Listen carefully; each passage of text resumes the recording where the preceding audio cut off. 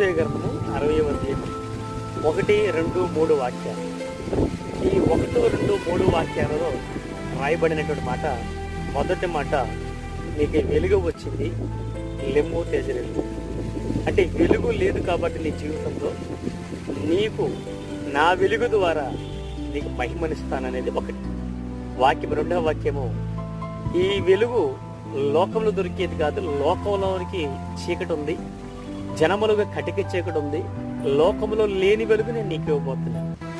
మూడవ వాక్యము, లోక వెలుగు కాక ఆయన వెలుగు వైపు నువ్వు చూడగలిగితే ఆయన మహిమ నీ మీద ఉదయిస్తుంది, ఆయన ఉదయకాంతి నీ మీద ప్రకాశిస్తుంది.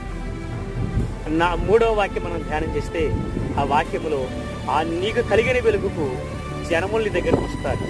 వెలుగు లేదు, వెలుగు ఆయనది, నీ వెలుగుకి లోకమే నీ దగ్గరకు వస్తుందని దేవుని వాక్యం సెలవిస్తుంది.